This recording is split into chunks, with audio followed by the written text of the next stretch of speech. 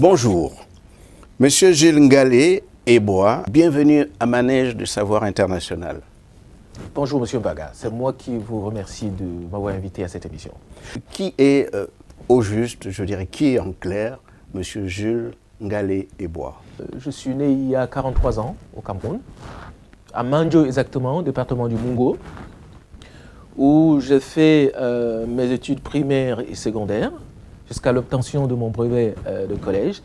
Et puis, j'ai terminé au lycée du Maniobo en Konsamba avec mon baccalauréat.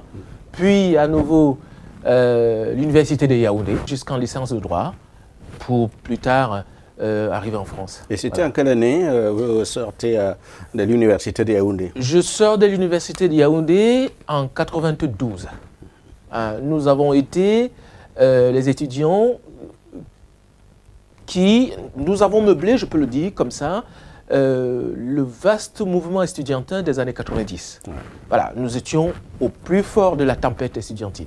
Et c'était quoi les revendications portées sur à les conditions de vie? À l'époque, je me souviens, nous étions jeunes, nous faisions du droit. Moi, je faisais du droit constitutionnel. Et on s'imprégnait des régimes politiques. Et nous voulions une conférence nationale. Parce que nous estimions que c'était l'époque de l'ébullition des partis politiques au Cameroun. Il y avait une démocratie qui était arrivée au Cameroun.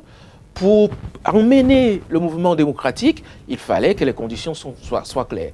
Ouais. Et nous, c'était la période des conférences nationales en Afrique. Nous pensions qu'il fallait une conférence nationale pour le Cameroun. Avec votre permission, on va y revenir sur cet aspect politique qu'on retrouve dans notre entretien plus tard.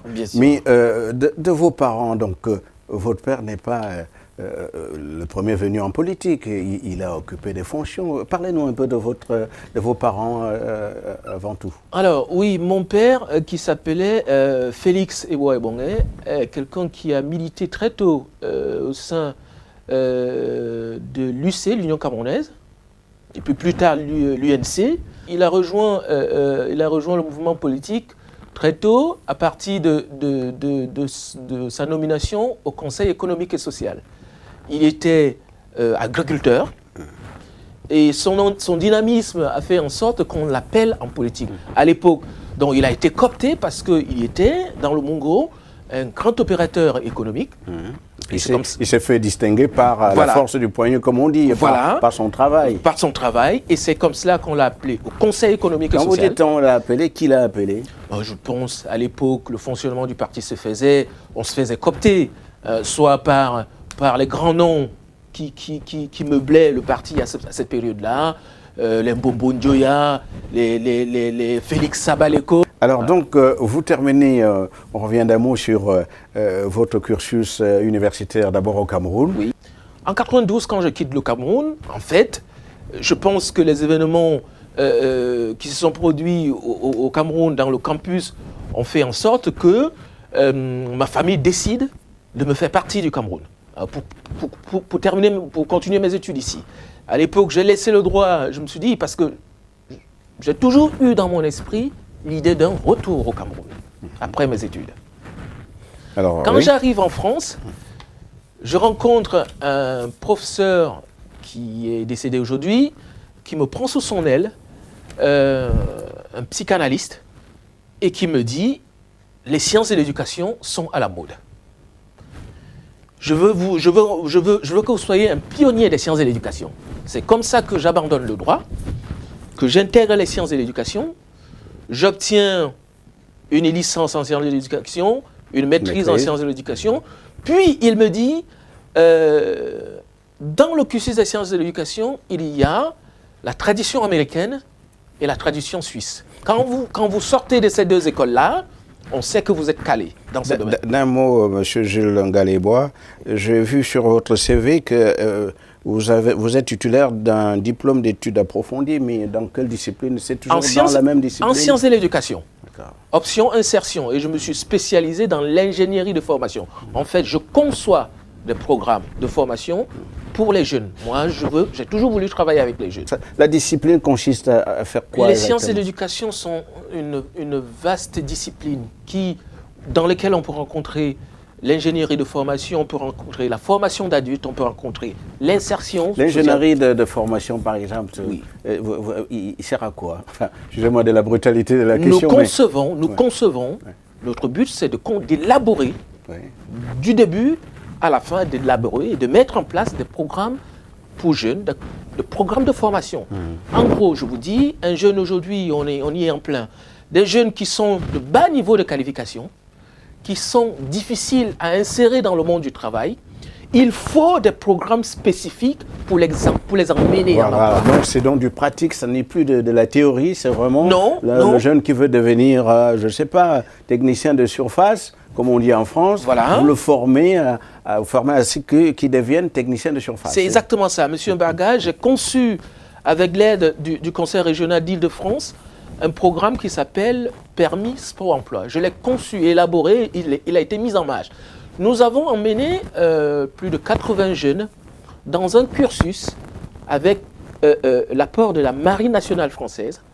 On leur a inculqué l'esprit civique, l'esprit combatif, et quand ils sortent de là, on était en partenariat avec plusieurs organismes et plusieurs sociétés, notamment Coca-Cola, notamment EDF, GDF. Pas les marques, on va aller faire la publicité. Oui, non, vous avez des partenaires, de haut vol qui nous intègrent des jeunes au sorti d'un programme qui dure 6 mois. Monsieur Jules Ngalébois, est-ce que votre expertise aujourd'hui peut servir au Cameroun d'aujourd'hui? Je suis d'un pragmatisme qui ne dit pas son nom. Je pense que l'expertise qui est la mienne aujourd'hui peut servir la jeunesse camerounaise. Et je vais aller plus loin, Monsieur Mbarga, pour vous dire que j'ai déjà fait la proposition à une ministre au Cameroun, et j'avais imaginé le concept déjà, de produire une semaine de solidarité internationale dans laquelle on intègre ce concept-ci. Alors quel a été le résultat? Proposition faite, la réponse était quoi? On ne fait rien pour l'instant ou on verra ça plus tard? Non, moi je l'ai senti adhérer à ce projet-là, elle a compris ce que je voulais faire, et au moment où on devait discuter la mise en œuvre de l'élaboration, la mise en œuvre de ce programme-là, 2 de ses conseillers ont discuté avec moi et ils n'ont pas compris.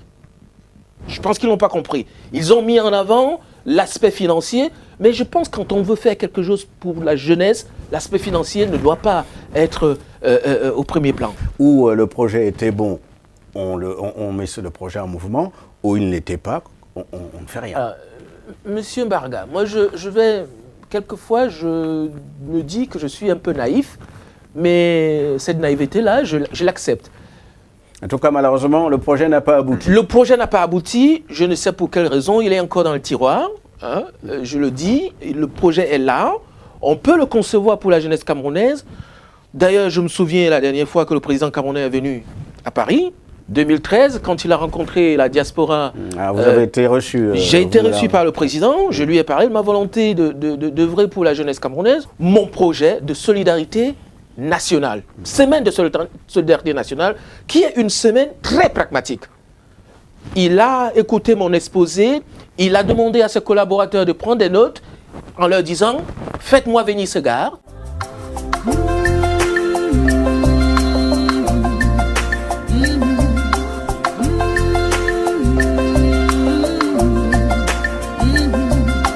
Yo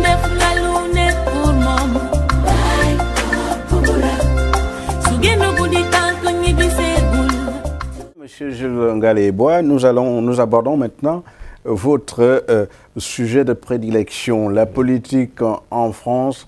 Vous entrez au Parti socialiste en 2002. En 2002, oui. Qu'est-ce qui se passe? J'étais déjà imprégné dans l'idée de faire de la politique, puisque, comme je vous l'ai dit, ma lignée était dans ce domaine-là.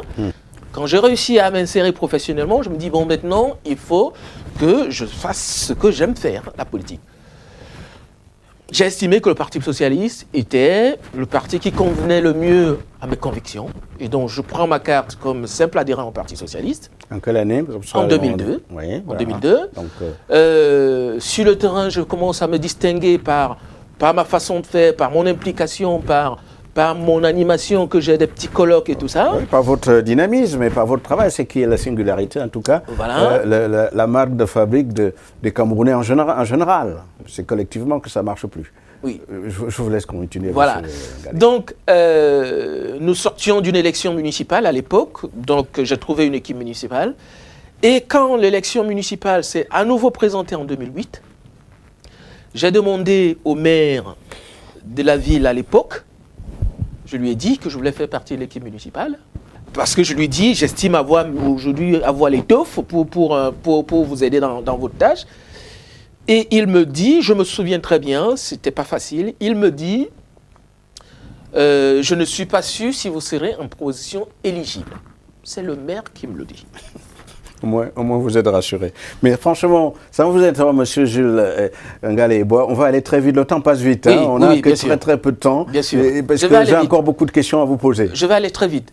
Et alors, je lui dis, vous et moi, nous nous connaissons, je ne vais pas, si c'est pour meubler votre liste du genre, un noir va être sur sa liste, je n'y serai pas. Et je suis allé au Toupet. J'ai claqué la porte, je suis parti. Il m'a appelé 2 jours après pour me dire, bon, écoute, c'est réglé, vous serez en position éligible. C'est comme ça que je suis élu conseiller municipal. Et la même année, je me présente pour diriger le Parti socialiste dans la ville. Dans quelle ville Fontenay-aux-Roses. Voilà, donc j'ai été élu. Une proche banlieue parisienne, c'est pas oui, loin oui, à 20 minutes de Paris. Donc, une ville de 23 000 habitants. Donc, 2008, je suis élu, au mois de mars 2008, je suis élu conseiller municipal. Et au mois de novembre, je suis consacré patron des socialistes dans la ville. Très bien. Donc, et ça veut dire quoi être patron des socialistes? C'est-à-dire c'est vous qui moi qui organise, c'est moi qui assure le fonctionnement du parti, c'est moi. Voilà. Quand le patron des socialistes français arrive dans la ville, c'est pas au maire qu'il va pas s'entretenir avec le maire. C'est le premier des socialistes d'abord, donc le patron des socialistes de la ville. Et c'est là qu'est née aussi votre ambition de devenir député, sénateur socialiste ou même député européen. Mais M. Mbarga, je pense que quand on va en politique, il faut avoir de l'ambition. Mon ambition, c'est de concourir au mois de mai pour siéger au Parlement européen. Je veux devenir député européen parce que j'estime qu'aujourd'hui, le monde est globalisé. L'Europe est une puissance, une grande puissance. Et je voudrais siéger à ce niveau-là pour pouvoir compter, pour pouvoir peser. Et demain, pourquoi pas, aider l'Afrique dans ce sens. Et donc, c'est vraiment votre place à cet endroit-là, compte tenu de votre expertise. Vous pensez que votre place existe, il y a une place, la vôtre, oui, à la Commission européenne. Oui. Je pense avoir aujourd'hui l'étoffe politique pour pouvoir siéger au Parlement européen. Je pense qu'aujourd'hui, les compétences nationales se perdent au profit des compétences européennes. Et il faut être au niveau de la prise des décisions européennes, c'est-à-dire à la Commission européenne, pour pouvoir peser et pouvoir impulser une certaine politique. On voit très bien ce que ça donne aujourd'hui. Alors, moi, depuis 2008, je suis élu. En novembre 2012, le Parti socialiste a tenu son congrès, qui se tient tous les 4 ans. Et dès novembre 2012, je rentre au Conseil national du parti. Voilà. Le Conseil national, M. Mbarga, c'est l'organe suprême du parti. Au Cameroun, on parle du comité central. En France, on parle du Conseil national. Oui, c'est à peu près la même chose. C'est la même chose. Démarche. C'est la même chose.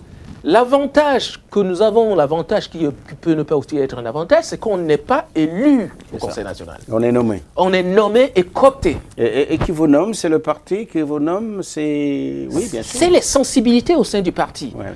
Et c'est pour cela que, M. Barga, quand vous êtes au Conseil national du parti, les autres camarades se posent énormément de questions sur vous parce qu'ils ne savent pas comment vous êtes arrivé. Vous nous parlerez tout à l'heure de ces appellations de fonctionnement dans un parti politique. Mais M. Gilles Ngalé-Eboa, quelle est votre fonction aujourd'hui au sein du Parti socialiste? Il faut dire que vous êtes au pouvoir, oui, avec des difficultés dont on ne peut pas étaler ici. Oui. Mais bon, votre rôle aujourd'hui au sein du parti politique, c'est lequel? Bon, moi... il faut savoir que le Parti socialiste, il fonctionne au niveau de la ville, au niveau du département et au niveau national. Pardonnez-moi, M. Ngalé. Oui. Votre rôle, pardonnez-moi, répondez à ma question. Votre rôle au jour d'aujourd'hui, au sein du parti politique en France, puisque vous êtes majoritaire, vous avez le pouvoir, vous avez même doublement le pouvoir. Bien sûr. Deux assemblées. Nous avons tous les leviers du pouvoir. Tous les leviers de pouvoir. M. François Hollande, c'est un socialiste. Bon. Et vous, aujourd'hui, au sein de ce parti, puisque vous avez travaillé et que vous êtes connu, vous êtes soutenu, votre ambition, je pose la question différemment, votre ambition aujourd'hui, c'est quoi? C'est de sortir des postes que vous avez occupés jusqu'ici pour espérer être secrétaire d'État et pourquoi pas ministre? Monsieur Mbarga, il me semble que... bon, je vous ai déjà tenu ce langage à une certaine période de notre rencontre. Je suis en politique et je ne m'interdis rien. Je pense que j'ai de l'ambition, je pense que je veux avancer. Pourquoi pas ministre demain? Pourquoi pas président en France? Pourquoi pas? Vous avez des chances? Vos camarades vous disent, on vous regarde, bon, on a 5 ans, hein, je ne vais pas vous dire, ça y est, bon, les socialistes ont encore à peu près 3 ans de gouvernance, donc il y a de l'espoir. Mais bon, au jour d'aujourd'hui, pour sortir de cette question, vous travaillez auprès d'Harlem Désir, le secrétaire général, avec tous les camarades, pour les projets futurs, parce que le municipal arrive et il faut bien rassembler. Bien sûr, bien sûr. Nous aidons le premier secrétaire national, Harlem Désir, à travailler, à faire en sorte que les socialistes remportent à nouveau les élections municipales. C'est celles qui sont proches, les municipales. Après les municipales, on a les cantonales, on a les élections européennes. Notre but et mon apport auprès de lui, c'est de lui dire ce qui se passe sur le terrain, faire remonter ce qui se passe sur le terrain pour qu'on prenne la mesure des choses. Le citoyen lambda, il ne comprend pas grand-chose dans les appellations, secrétariat, conseil fédéral, membre exécutif, enfin... Donc, si je vous dis, M. Ngalé, par exemple, secrétaire de section, on retient quoi? Le secrétaire de section, c'est le patron du parti au niveau de la ville. Au niveau local, voilà. Au niveau local. Voilà. Et le conseil fédéral? Le conseil fédéral est l'organe qui légifère, qui représente le parti au niveau départemental. C'est, en quelque sorte, le gouvernement du parti au niveau départemental. Et le Conseil national, vous dites membre plein, membre du Conseil national, c'est proche du bon Dieu. Le Conseil national, c'est l'organe suprême du parti. C'est le Conseil national qui met en place les orientations nationales du parti. C'est au sein du Conseil national que se décide quelle orientation le parti doit avoir au niveau national.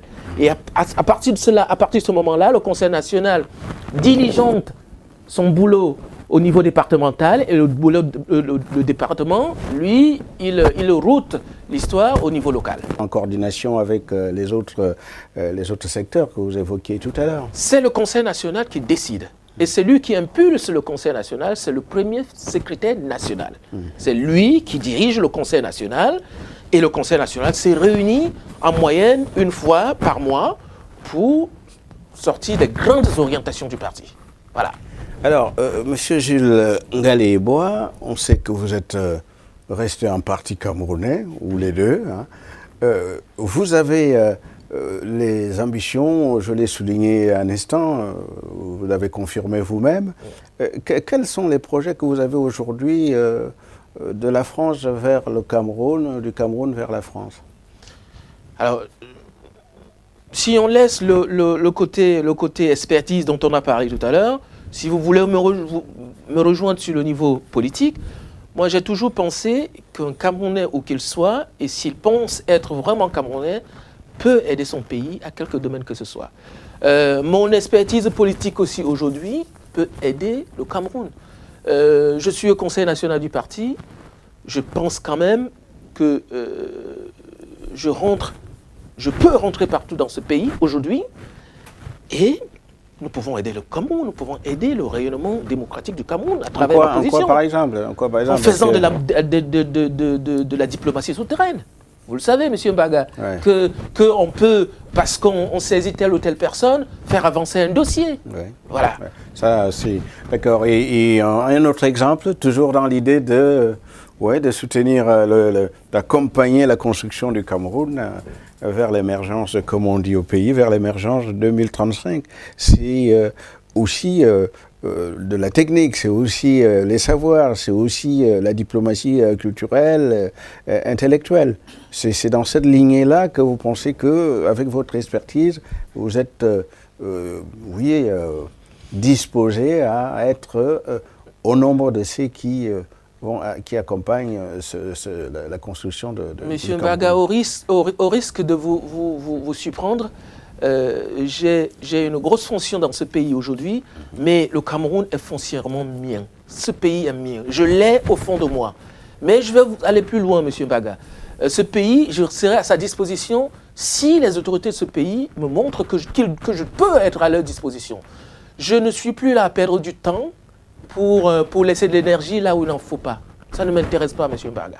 Je serai là pour aider le Cameroun dans quelque domaine que ce soit, mais je veux comprendre qu'il y a une volonté politique derrière. Il y a ce dont démarche, là j'entends bien vous vous adressez aux dirigeants camerounais, ce qui est tout à fait votre droit, mais indépendamment à cette démarche, est-ce que vous-même, et là c'est le domaine d'une initiative privée, est-ce que vous avez un projet pour, je sais pas, construire une école, un dispensaire, un centre de formation au Cameroun, parce qu'il n'y a pas que l'État, les deux peuvent aussi se conjuguer. Bien sûr, je travaille avec énormément d'associations aujourd'hui ici en France.